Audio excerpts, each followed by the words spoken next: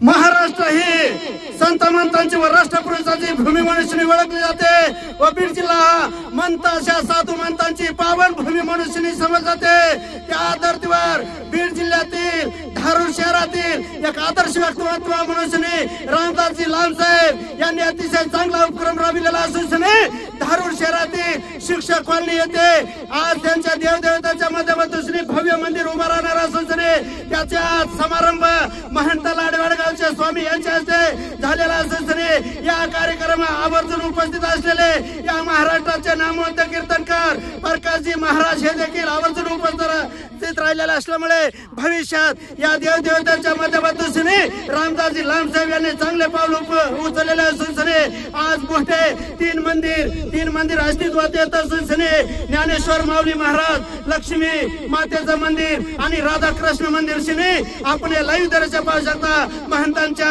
उपस्थितीमध्ये आज याचा शुभारंभ झालेला असून आपण प्रकाश महाराज साठे यांना आपण विचारू आपण आवर्जून उपस्थित राहिलेले असल्यामुळे देवदेवतांचे मंदिर आज अस्तित्वात येत असून त्याचा शुभारंभ होत असल्यामुळे आपण काय सांगू इच्छिता? अतिशय आनंद आहे। धारूर नगरी ही ऐतिहासिक नगरी आहे, साधू संतांची भूमी आहे आणि या भूमीला एक मोठा वारसा आहे की धारूरकर शास्त्री नावाचे एक फार मोठे विद्वान पंडित ब्राह्मण या धारूर नगरीमध्ये होऊन गेले। त्यामुळं वारकरी संप्रदायाचा आणि देवदेवतेचा वारसा या जिल्ह्याला या तालुक्याला लाभलेला आहे, या शहराला लाभलेला आहे। अनेक कीर्तनकार नामवंत कीर्तनकार आणि गायक वादक या जिल्ह्या तालुक्यामध्ये आहेत। त्यामुळे ही नगरी आध्यात्मिक नगरी आहे। त्यामुळं आमचे लांबसाहेब यांनी या मंदिराचं भूमिपूजन या ठिकाणी पूज्य श्री स्वामीजींच्या हस्ते ठेवलेलं आहे। अतिशय आनंद वाटतोय की संप्रदायाची आणि देवदेवतांची भूमी आणि साधू संतांची भूमी म्हणून ओळखल्या जाणाऱ्या आपल्या भूमीमध्ये अनेक मंदिरं होत आहेत आणि मंदिरं शाळा आहेत। हे शाळा शिक्षण दिलं जातं, मंदिरामध्ये संस्कार दिले जातात म्हणून स्वामीजींच्या उपस्थितीमध्ये हे मंदिराचं भूमिपूजन होतंय। लवकरात लवकर मंदिर पूर्ण होईल अशी अपेक्षा आहे। सदरील लाडेगाव येथील महंत तथा स्वामी म्हणून श्री भारतानंदजी यांच्या हस्ते उद्घाटन झालेले असल्यामुळे महाराज आपण काय सांगू इच्छिता? लांब साहेबांनी इथे मंदिराचं निर्माण कार्य सुरू केलेलं आहे।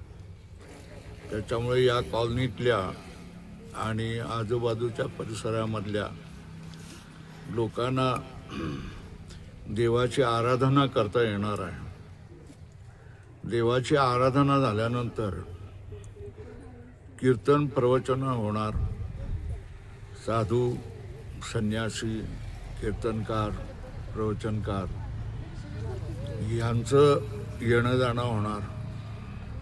मग त्या निमित्ताने माणसं देखील नास्तिकतेपासून आस्तिकतेकडे वळतील, देवाधर्माला जागतील, स्वतःच्या संस्कृतीला जागतील।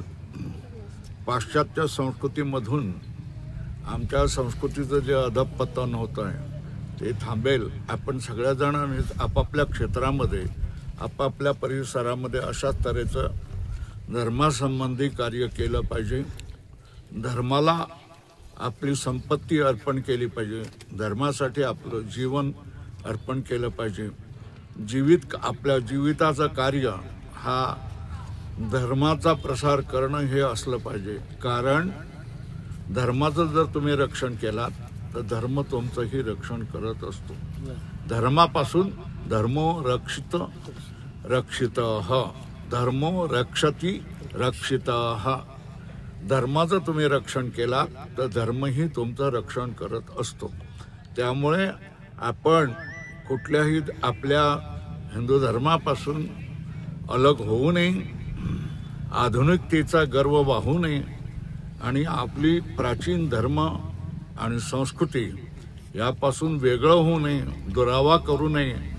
साधू संत देव देवता पवित्र नद्या पवित्र तीर्थक्षेत्र यांचा योग्य तो मर्यादा ठेवावी, मान मर्यादा ठेवावी, त्यांचं वैभव तसंच पावित्र्य तसंच जपावं सगळ्या जणांनी एवढीच विनंती आहे।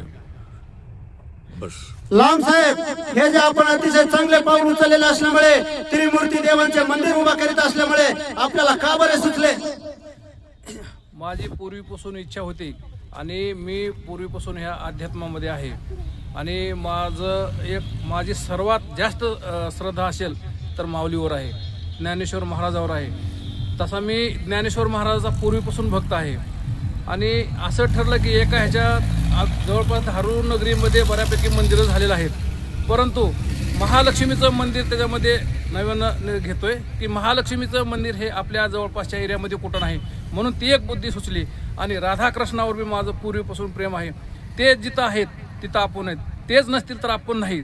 या कल्पनेतून माझं ह्या 3 मंदिराची ही सुचलेली आहे. अरे वा, बीड जिल्ह्याच्या भूमीवर आणि धारूर तालुक्याच्या धर्तीवर अतिशय चांगला उपक्रम राहून देवदत्ताच्या माध्यमातून मंदिर उभा राहत असल्यामुळे आज मोठ्या प्रमाणामध्ये उपस्थित लावून याचे उद्घाटन झालेले असल्यामुळे रामदासजी लांबसाहेब यांचे सर्वत्र अभिनंदन होत आहे. पत्रकार बाबूराव तिडके, लाईव्ह दिव्याकरच बीड.